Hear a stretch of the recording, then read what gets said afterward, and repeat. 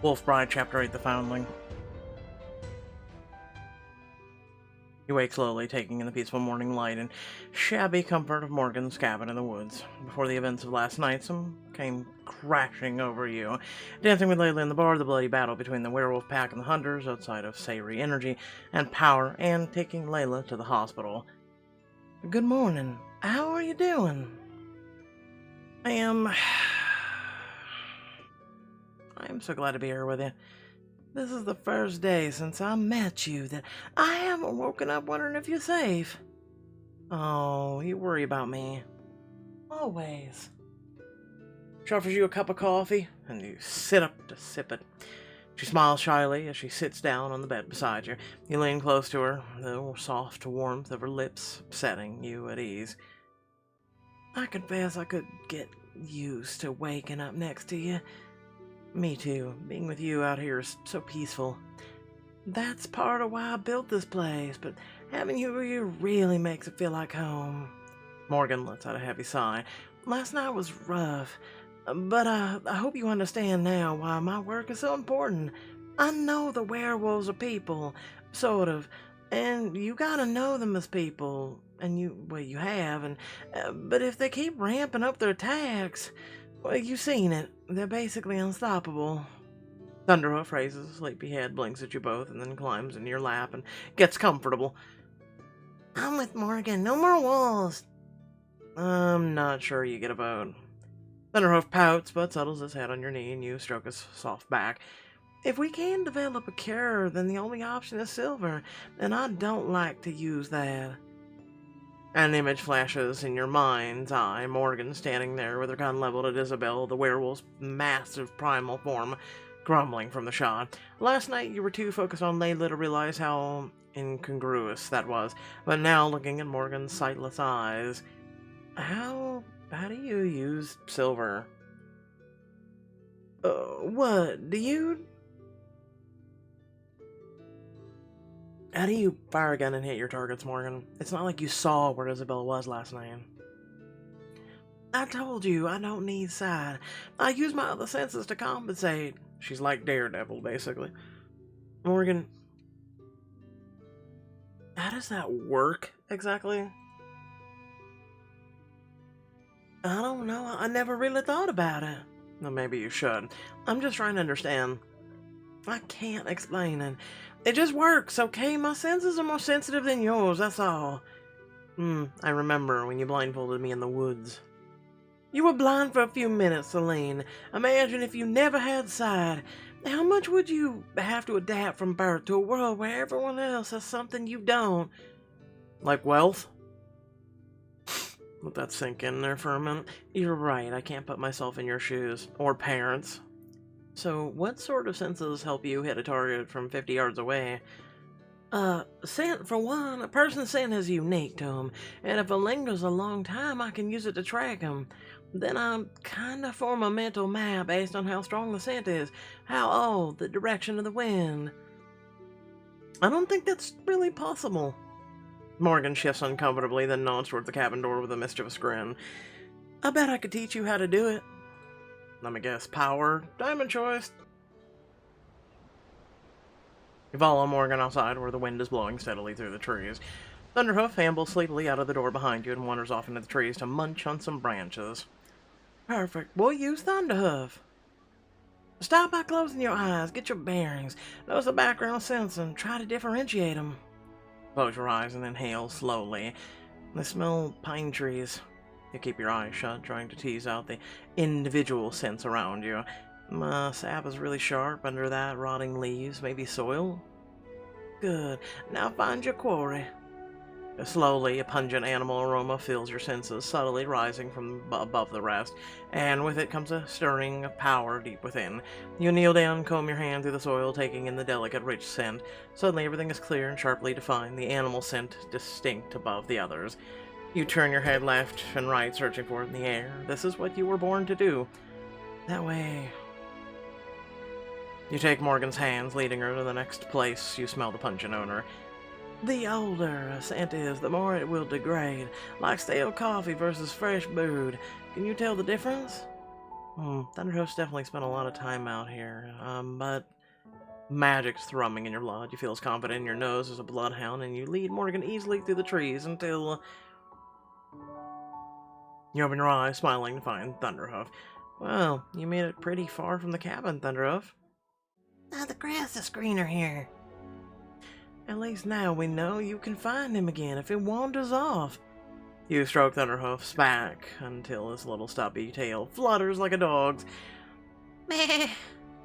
Wow. Squirrel. Your mind immediately blanks at the smell of a passing squirrel, and it's all you can do to keep it from bolting after it. Whoa, slow down there, Bado. Not every trail needs to be followed. I was thinking we would go with, humor, but, Squirrel! If you remember the movie, you acquired scent tracking.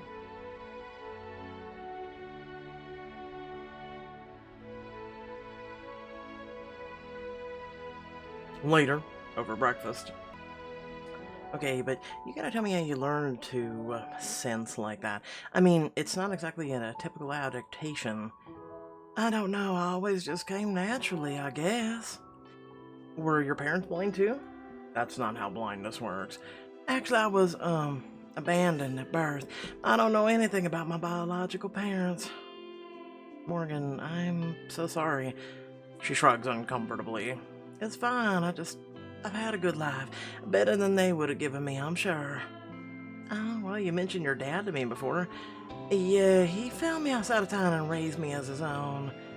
Outside of town, like in the woods? Morgan doesn't answer, and though the bond between you feel her withdrawal. A warning that your questions hit a little too close to home. Morgan, didn't you ever wonder who your parents are? If you were found in the woods? What are you implying? Think about Morgan. Your senses are... No. You seriously never wondered if maybe you were... have werewolf blood? I'm nothing like those monsters. She stands walking away from you, and the urge of anger you feel through your bond is remarkably like Bastien's. And even if I was, they abandoned me. What does that say about their precious pack? I don't know. Well, okay, it was just seems like more of a coincidence. I'm not one of them. My parents were probably addicts or too poor to take care of a baby with special needs. I'm lucky I didn't end up with them. Morgan, I don't know what you know about what the pack calls the primal magic, but I've seen things with them. Things that could be impossible to explain. No. You're shocked at the depth of her denial, like a physical wall between you hitting you in the chest. Forget I said anything. Later that day, you and Morgan hike to a research station, where Hugo and Sergei are already hard at work. I counted at least a dozen adults. There are nearly that many. I saw maybe 9 max. Sergei peers in irritation at the footage in the computer monitor. It all looks like the Blair Witch Project. He scowls as he lifts up a printed photograph. It's Bigfoot! How do we get it? Never get a clear image of any of them. I remember Bastien telling you the primal magic interferes with technology like cell phones and cameras. That must be why no one has ever proven the pack's existence. Lilina spent time in the territory. She might know. I've only been there a few days. We're trying to prepare for the next attack to protect people.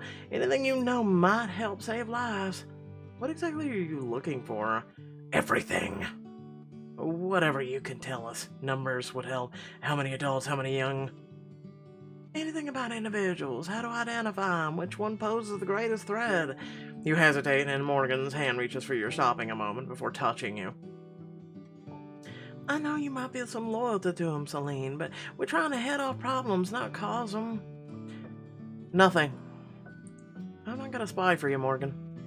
She sighs, shaking her head. I'm sorry. I can see how it would feel. Like that's what I'm asking. It is what you're asking for. Peering over Hugo's shoulder, you see that the spreadsheet he's working on is marked with locations and dates, including the incident at the stream. Are all these werewolf attacks? That's right. We catalog every one of them. There's so many, and they span back years. I had no idea. The coordinated attacks have increased in frequency and intensity, but there's always been violence here. Humans don't usually come out the winners. Hugo leans down, rolls up one pant leg, revealing a deep scar that stretches from calf to thigh.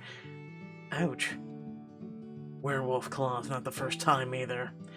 Saw my first attack when I was 6. I got lucky. Some kids aren't so lucky. I am so sorry, Hugo. You must have been terrified. I was. Now I'm mad. No other kid should have to go through that. When I was hunting werewolves in the Russia, before you convinced, girl. No, we gotta rush and I'm going with... They're monsters pretending to be men. You jump at Morgan's phone ringing and watch the subtle change come over her face as she listens to the voice on the other end. I understand. We'll head there now. No, that didn't sound good.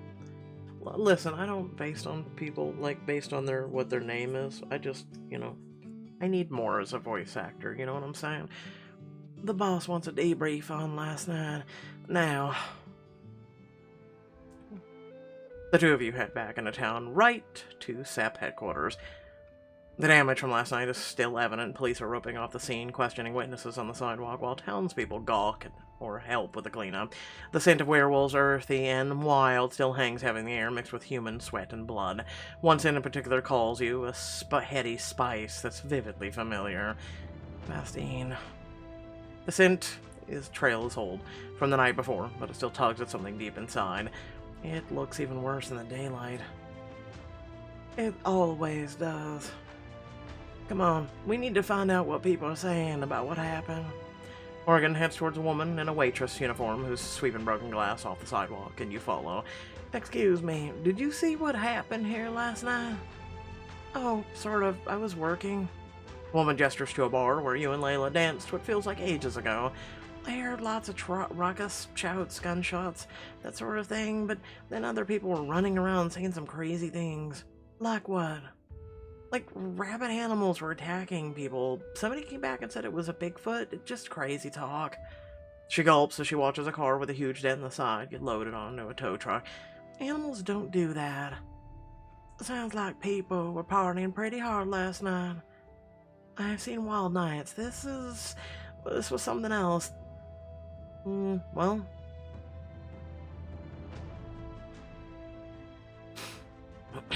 Has anything like this happened before?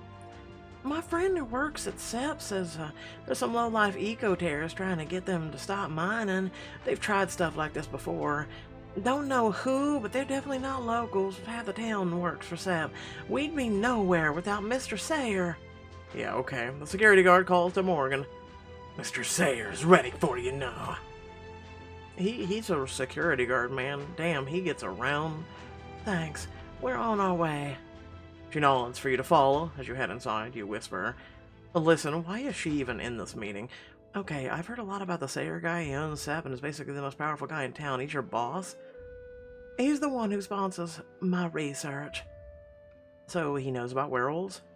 Morgan stiffens beside you and gives a terse nod. Oh, I can't wait for this one. You know what? I'd like to see Professor Vasquez reused, other than derpism. He could be like a halfway decent person in one of these books, with moral conflicts and whatnot, Morgan takes a second to straighten her shoulders and clear her throat before opening the door to his office. Kinda new, maybe? I don't know. His face is shrewd, calculating. His eyes made a light on you, and then with thinly veiled interest. Under his gaze, you see why Morgan felt the need to stand a little straighter. Morgan. This is one of the witnesses to last night's attack, sir. Celine, Mr. Bernard Sayer. How good of you to come. We're trying to find those responsible for last night. It would be great favor to me if you could recall exactly who or what you saw. You lock eyes with him, trying to read each other. Mr. Sayer, I know what happened, and I think you do too. A small smile tugs at his mouth. Indeed. Let's drop the pretenses, shall we? Which member of the pack led the attack last night?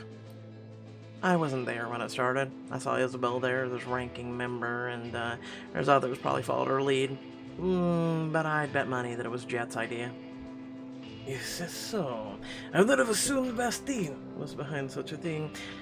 At his name, your heart stutters a moment. What would make you think that? I'd rather hear what you think. What do you know of him? Bastien is the pack alpha. We can't help the tightness in your voice and the chest when you try to speak about him. He doesn't want violence between packs and humans. He tried to stop the rest of them last night. He raises his aristocrat eyebrows skeptically. Then he is too weak to control them. No. The tightness in your chest grows stronger, closing your throat, until you feel like you can't breathe. I don't think I can talk about him. He slams his fist down on the desk, his cool facade melting away. I don't particularly give a damn about your feelings. Excuse me? Clears his throat, and the shocking anger on his face dissolves back into a supplicating smile. My apologies. I'm a bit tasty this morning, you understand. This reminds me, are you, Zane Hunt's niece, correct? Yes, but what does that have to do with... Just a passing curiosity. Your uncle works for me. At least he does for now. Are you threatening... Celine's not from around here, sir. She's only been in town for a few days. And she's accomplished quite a lot in that time. He turns his gaze on you. I'm sure Morgan has told you how hard we are trying to end this needless violence. Your insight could help us. Is there anything more you can tell me? I don't know anything. I've already cooperated. I really don't have anything else. You can see the effort it takes for him to smile at you instead of threatening. Well, if you remember anything else, Morgan, that's my direct line. I'm sorry, I can't be more helpful. Sayer pulls Morgan aside as you stand to go. You linger just outside the door, pretending to check your phone, listening.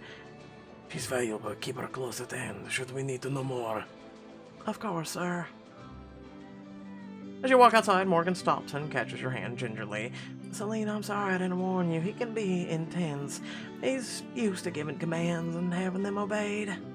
Like commanding everyone under him to go after the pack. The pack's made no secret that they think he's their enemy. He has to protect himself. Her expression is hopeful, almost pleading, hand tightening on yours. But let's not think about him now. Let's just try to spend a day together. Get to know each other without anyone else trying to kill us. You pull away from Morgan's grip on your hand. When she touches you like that, you can't help but feel the bond between you, just like Bastien. But after what you just overheard, you have far less reason to trust her. Morgan, I already told Sayer all I knew. You don't have to keep trying to wheedle it out of me.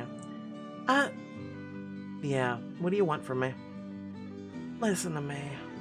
Morgan gathers both your hands in hers, voice pleading. You're upset, I understand that, but we're both good guys here, Celine. Sayer wants to protect Hunt's Peak. You saw how dangerous the pack is, and as much as I want you to like me, I care more about making sure you don't get hurt. I'm gonna keep you safe, even if it makes you hate me. Morgan? You're starting to sound like Bastien. She pulls back in surprise, letting her hand slip from her ear. That's fair, but Bastien can't protect you as well as he thinks he can. You're human, Celine. You're the safest here, not with the pack. Don't you think I get a say in that? I know Bastien has already poised your mind against Sayer. I just wish I could make you see the good he does in this town. Suddenly she brightens as if she remembered something. Actually, how do you feel about carnivals? Well, that came out of nowhere. What about carnivals? The set sponsors a carnival every year to help raise money for a local high school. Let me take you there, get you away from all this werewolf stuff, and remind you what it's like to be around other humans. A normal day out. I can't even imagine. Please, let me prove that Sap isn't as villainous caricature werewolves make us out to be. Diamond choice. Go to the carnival with Morgan.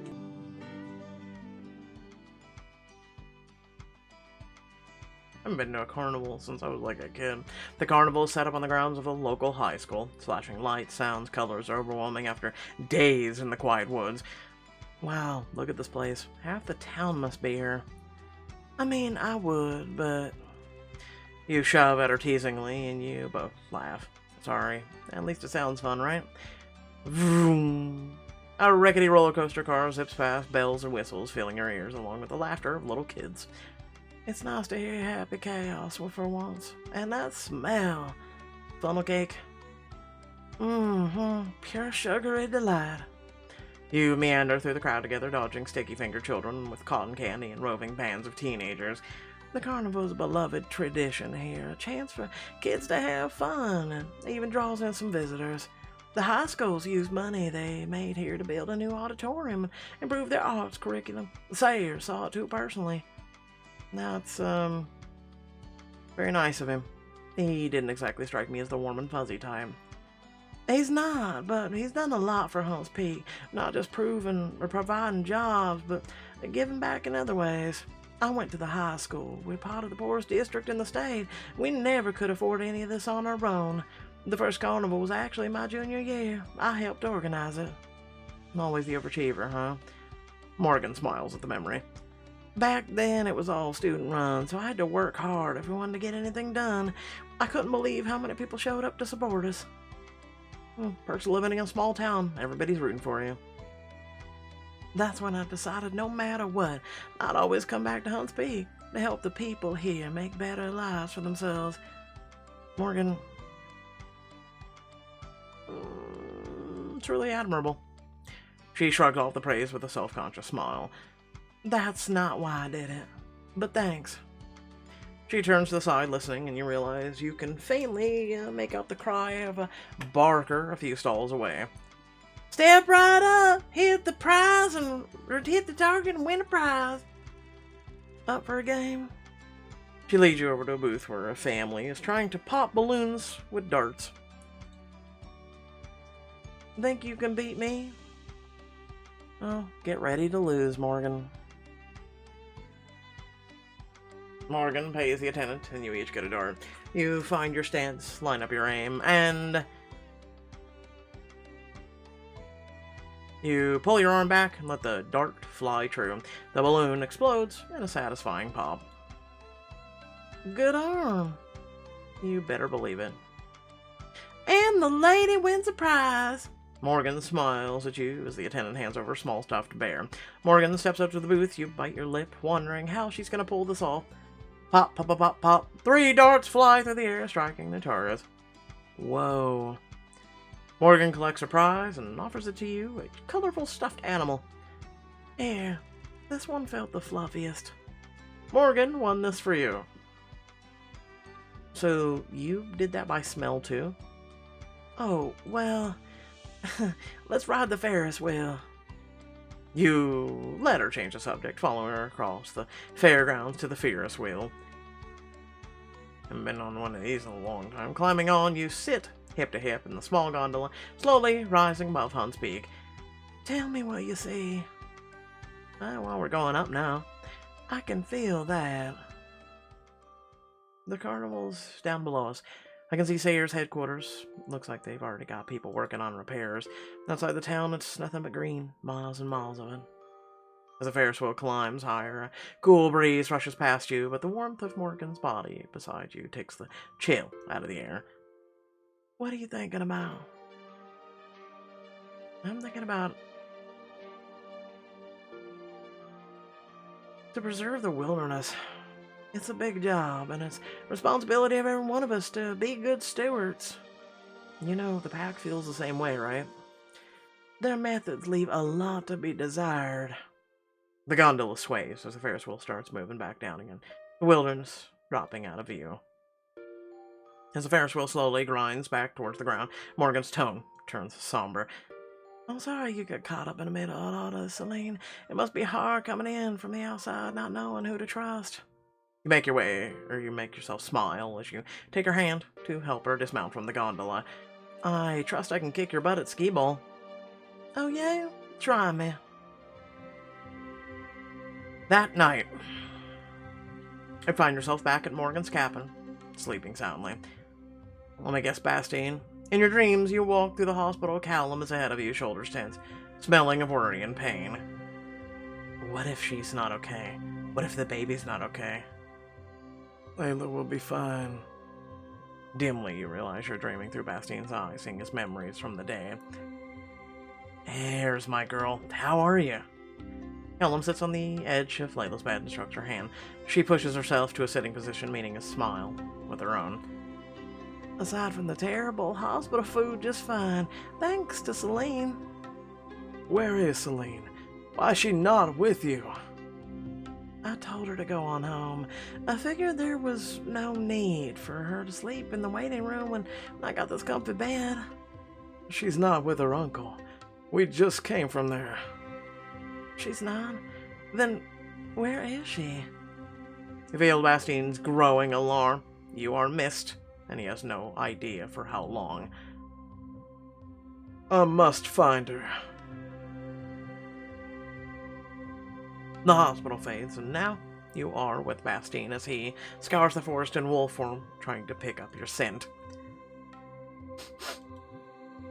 You feel the intensity of his worry growing frantic. Even in his sleep, he moves restless, searching for you in his dreams. Celine. You have no voice, but you concentrate your awareness on him, reaching your thoughts out to the sleeping consciousness within. I want to be alone. I'm safe. You don't have to look for me. His relief is palpable as you make the connection. I should not be surprised you found me this way. Our souls remain tethered even in dreams. We will always find each other. And these dreams allow us to do many things we cannot in our physical bodies. His tone is almost pained with longing, and you feel the ache of it in your own heart as Bastien shifts to his human form. Stay with me. Allow me to show you how I have missed you. Use lucid dreaming to stay with Bastien and discover the true depth of your bond. Share an intimate dream with Bastien. Okay, I'll do it for as far as, is permissible by YouTube standards. Remember, I have to safeguard this community and channel, so, your heart agrees before you even make a conscious decision. Heart, you're at Bastien's side, dream white woods, your body isn't yours, light and delicate on its four paws, heavy fur keeping you warm. If we do wolf bout chicka wow wow, I swear to God, you run together with wild abandon. Bastien's hunger gnaws at you as you truck the scent of a huge white buck. Your prey sparkles like the snow. Oh, don't tell me we're gonna kill this thing. It's adorable as shit. You smell its fear, the grassy puffs of air from its flaring nostrils. Give Bastien the kill. Leap onto the buck's back. And give Bastien the kill. You rush the side of the buck, driving towards Bastien. All yours.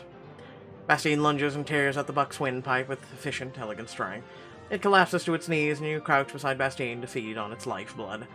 But, with your hunger sated, you feel another appetite draw inside, driving you forward.